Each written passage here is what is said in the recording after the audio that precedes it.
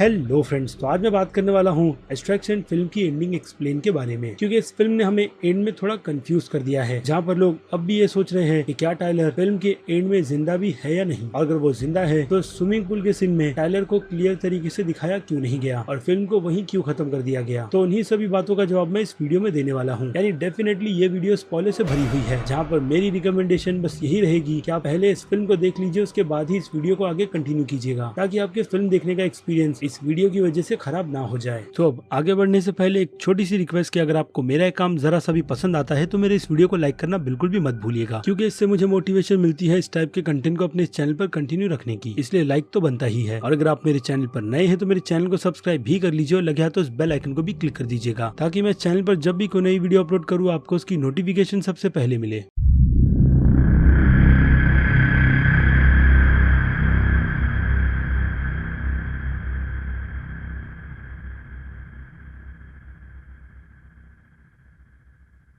तो कहानी में फोकस पूरी तरीके से टाइलर के कैरेक्टर पर किया गया है, जिस कैरेक्टर का रोल प्ले इस फिल्म में क्रिस हेम्सवर्थ ने किया है। तो पहले उन्हीं के कैरेक्टर्स की डिटेल की बात कर लेते हैं, क्योंकि उन्हीं के कैरेक्टर को फिल्म में बहुत ज्यादा मिस्टीरियस रखा गया है, इतना कि एंड में भी लोग यही सोचने पर मजबूर हो गए कि टाइलर फिल्म में मरे भी है या नहीं। और हाँ, एक और बात मैं क्लियर कर दूं कि यहाँ पर मैं आपको फिल्म की स्टोरी बिल्कुल भी फ्रेम बाय फ्रेम नहीं समझाऊंगा, क्योंकि फिल्म की पॉपुलैरिटी बहुत ज्यादा है और डेफिनेटली सभी लोग सभी इंडियंस एक्शन लवर इस फिल्म को देखेंगे ही। तो अगर आप फिल्म देखकर यहाँ पर आओगे तो मैं आपका टाइम वही सारी चीजों को रिपीट कर क्यों वेस्ट करूं। तो अब आई थिंक आपके लिए सारी की सारी चीजें क्लियर हो गई होगी। इसलिए फिर से आते हैं टाइलर के कैरेक्टर पर, जो अपने बेटे की मौत के बाद सीधे सीधे सुसाइड मिशन ही ढूंढ रहा है, ताकि वो उस मिशन में जाए और कभी भी जिंदा वापस ना आए। और ऐसा ही मिशन टाइलर को निक खान ला कर देती है, जहाँ से उसके जिंदा बचकर आने के चांसेस बिल्कुल ना के बराबर है। तो अब सवाल यही बनता है कि टाइलर खुद के लिए ऐसी मौत क्यों ढूंढ रहा है, क्योंकि मिशन के अलावा भी हमने जब टाइलर की एंट्री देखी फिल्म में, जिसमें वो पहाड़ से छलांग लगाकर सीधे लेक में कूदता है और पानी में कुछ देर बैठकर अपने बीते पास्ट को याद करता है, बट उस टाइम पर भी वो मरता नहीं। और इंटरेस्टिंग बात यह है कि जिस पास्ट को टाइलर याद कर रहा है वो पास्ट बिल्कुल धुंधला सा है, यानी उसके पास उस पास्ट की यादें भी बिल्कुल क्लियर नहीं है। और ये पास्ट और किसी का नहीं बल्कि टाइलर के बेटे का है, जिसकी मौत कैंसर के चलते हुई थी और उसकी एज 6 साल थी। बट उससे भी बड़ी प्रॉब्लम ये थी कि जिस वक्त टाइलर के बेटे की मौत हुई तो टाइलर अपने बेटे के साथ नहीं था, क्योंकि वो इस सिचुएशन को फेस नहीं कर सकता था जिसमें वो अपने बेटे को मरता हुआ देखे। इसलिए उसने मिलिट्री की तरफ से कंधार के ऑपरेशन को ले लिया, ये सोच करके कि वो वहाँ से कभी भी रिटर्न नहीं आएगा। बट होता कुछ और है, और टाइलर उस सिचुएशन से भी निकल आता है, जहाँ से आने के बाद उसकी मैरिज लाइफ बिल्कुल भी ठीक नहीं चलती और उसकी वाइफ टाइलर से अलग हो जाती है। यानी अब टाइलर जिंदगी में पूरी तरीके से अकेला है, और अब वो अपनी लाइफ को ज्यादातर तो शराब में ही डुबा कर रखता है। और हाँ, उसने अब मिलिट्री स्किल्स को यूज करना बाकी दूसरे डेंजरस मिशन में भी शुरू कर दिया है, जिसके बारे में मैंने आपको कुछ ही देर पहले बताया, ताकि कभी भी वो उस मिशन से रिटर्न ना आ पाए। और ये चीज निक खान भी काफी अच्छी तरीके से नोटिस करती है जब वो टाइलर के पास ओमी महाजन के मिशन को ले आती है, जहाँ पर जाने से पहले वो टाइलर से बस यही एक शर्त रखती है कि वो इस मिशन के दौरान बिल्कुल भी पीकर नहीं आएगा। और होता बिल्कुल वैसा ही है, जहाँ पर टाइलर अब उस मिशन पे जाने के लिए बिल्कुल रेडी है, जो मिशन खतरों से घिरा हुआ है, जहाँ पर टाइलर का काम ओवी महाजन नाम के एक बच्चे को निकाल कर लाना है, जिसे बांग्लादेश के ड्रग कार्टेल आमिर आसिफ ने किडनैप कर रखा है, क्योंकि आमिर और मुंबई के ड्रग कार्टेल ओवी सीनियर के बीच एक जंग चल रही है, जो जंग ऑब्वियसली ड्रग्स को लेकर ही है। यानी देखा जाए तो आमिर के ड्रग इंडिया तक नहीं पहुँच पाते और उसकी पकड़ सिर्फ उसी के देश बांग्लादेश तक है, जिससे आमिर खुश नहीं, और आमिर अपने बिजनेस को इंडिया में भी पूरी तरीके से फैलाना चाहता है। बट ओवी सीनियर के रहता ऐसा पॉसिबल नहीं है, इसलिए यहाँ पर आमिर ओवी जूनियर को किडनैप कर उसके पिता को ब्लैकमेल करेगा, ताकि वो इंडिया में बिजनेस कर सके ड्रग्स का। तो ओवी के पिता की बात करें, यानी सीनियर महाजन की, तो वो मुंबई की तिहाड़ जेल में बंद है, बट वहाँ पर भी उनकी पहुँच बहुत ज्यादा है, इतनी कि वो जेल में बैठे बैठे किसी को भी बाहर मरवा सकते हैं। और यही धमकी रणदीप हुडा के कैरेक्टर सज्जू को भी देते हैं, जो एक हिसाब से महाजन के लिए उसके बेटे और घर की सिक्योरिटी पर ध्यान दे रहा था, क्योंकि वो उन सभी का इंचार्ज था। लेकिन फिर भी सज्जू के रहते ओवी का अपहरण हुआ, जहाँ उसे मुंबई से सीधे बांग्लादेश ले जाया गया, और जगह है ढाका। तो अब सज्जू को कुछ भी कर सारी की सारी चीजों को ठीक करना है, वो भी खुद बांग्लादेश के ढाका जाकर, वरना सीनियर महाजन जेल में ही बैठे बैठे सज्जू की पूरी फैमिली को खत्म कर देंगे, जिसमें से सज्जू अपने बेटे को बहुत ज्यादा प्यार करता है, और वाइफ के लाख मना करने पर उसे इस मिशन को करना ही होता है, जहाँ जाने से पहले सज्जू ने बैकअप प्लान भी बना रखा था, जिसमें अगर वो 12 घंटे बाद अपनी वाइफ को कॉल नहीं करेगा तो उसकी वाइफ अपने बच्चे के साथ मुंबई सिटी से पूरी तरीके से गायब हो जाएगी, वो भी पैसे पैसे लेकर, जो पैसे सरजू ने अपनी वाइफ और अपने बच्चे के लिए रखा है। और इसके अलावा सरजू को ये भी पता है कि वो भी इस मिशन पर जिंदा नहीं बचेगा, क्योंकि बांग्लादेश के ढाका में जाकर जहाँ से ओवी को छुड़ाना है वहाँ पर आमिर का राज चलता है, इतना कि सरकार के लोग भी आमिर के इशारों पर नाचते हैं। जिसके बाद सरजू वहाँ पर जाने के लिए जो प्लानिंग करता है तो वो प्लानिंग होती है निक खान को बेवकूफ बनाना, जो काफी ज्यादा अमाउंट लेकर मुश्किल से मुश्किल मिशन को भी खत्म करवा देती है। लेकिन जितनी फीस निक को चाहिए सरजू उसका बस थोड़ा सा एडवांस देता है ताकि उन लोगों को बेवकूफ बनाकर इस मिशन में इन्वॉल्व कर लिया जाए। और होता भी बिल्कुल वैसा है, जहाँ पर निक खान थोड़े से पैसे के लालच में अपनी पूरी टीम को लेकर ढाका पहुँच जाती है, जहाँ से उन लोगों को ओवी को एक जगह से निकालकर जंगल के रास्ते से सीधे बोट में बिठाकर इंडिया पहुँचाना है। जिस बोट में बैठकर सरजू उन लोगों का इंतजार कर रहा है ताकि वो उन सभी को मारकर ओवी को अपने साथ इंडिया बिल्कुल सही सलामत ले जाए, जिसके लिए उसे निक खान को पैसे भी देने नहीं होंगे। यानी देखा जाए तो सरजू की दोनों तरफ से मौत है, जहाँ अगर वो ढाका नहीं गया ओवी को छुड़ाने के लिए तो महाजन उसे मार देगा, जिसके बाद उसने अगर निक खान को धोखा दिया तो वो भी उसे जिंदा नहीं छोड़ेगी। लेकिन फिर भी सरजू अपने बेटे के लिए अपनी लाइफ को दांव पर लगा देता है। यानी एक तरफ हमें एक ऐसा बाप दिखाया गया जो अपने बेटे के लिए अपनी जान तक दे सकता है, और दूसरी तरफ टाइलर का कैरेक्टर जिसने अपने बेटे की मौत को फेस तक नहीं किया क्योंकि वो डरता था इन सभी से। लेकिन इस मिशन में आने के बाद टाइलर को हिम्मत मिलती है कि वो ओवी को बचाकर अपने उस डर को दूर करेगा जिसका उसने कभी भी सामना नहीं किया। यानी एक जान बचाकर वो ये साबित कर देगा कि इस बार काफी बुरी सिचुएशन में भी उसने अपनी जगह नहीं छोड़ी और वो डटा रहा। क्योंकि इस मिशन के फेल हो जाने के बाद निक खान और गैस्पर टाइलर से यही कहते हैं कि वो इस बच्चे को छोड़कर या फिर उसे मारकर इस सिचुएशन से निकल जाए, जहाँ पर निक खान अपने साथियों के साथ आकर टाइलर को सिचुएशन से निकाल लेगी। पर टाइलर फिर भी ऐसा होने नहीं देता, क्योंकि इस बार वो ओवी को इस बुरी सिचुएशन में नहीं छोड़ेगा। और दूसरी तरफ बात करें गैस्पर की, तो गैस्पर की जान पहले टाइलर ने बचाई थी। यानी एक तरीके से गैस्पर पर उधार है टाइलर का कर्ज चुकाने का। लेकिन यहाँ पर गैस्पर अपनी वाइफ के चलते आमिर से बिल्कुल भी पंगे लेना नहीं चाहता, इसलिए उसने 10 मिलियन की डील की है ओवी को देने की, जिस डील में आसिफ ने ये वादा किया है गैस्पर से कि वो टाइलर को जाने देगा। पर टाइलर यहाँ पर गैस्पर की बात बिल्कुल भी नहीं मानता, जिसके बाद उन दोनों के बीच एक छोटी सी फाइट होती है, जिस फाइट के दौरान ओवी बीच में आकर टाइलर को मार देता है गन से, क्योंकि सिचुएशन ही कुछ उस तरीके की होती है। और दूसरी तरफ आसिफ ने पूरे के पूरे ढाका को बंद कर दिया है, यानी उसने सिक्योरिटी बढ़ा दी है इस पूरी की पूरी सिटी में, ताकि कोई भी बिना परमिशन के इस सिटी से बाहर निकल ना पाए। और ऊपर से टाइलर सभी शूटर्स की हिट लिस्ट पर है, जिनमें से एक लड़का टाइलर को किसी भी कीमत में मारना चाहता है, क्योंकि वो अपनी ईमानदारी आसिफ को दिखाना चाहता है। जहाँ पर आसिफ बच्चों की गैंग बनाकर शहर में कुछ अलग करने की सोच रहा है, यानी बच्चों को वो बचपन से पालेगा, उन्हें खाना पीना देगा और हथियार देगा, ताकि वो उसके साथ पूरी तरीके से ईमानदार रहे। अगर गलती होगी तो वो उनकी हाथों की एक उंगलियां काटेगा। जिसमें पहले तो वो थोड़ा मजाक करता है, लेकिन टाइलर से जब उनमें से एक लड़के की पहली भिड़त होती है, जहाँ पर टाइलर उसके लोगों को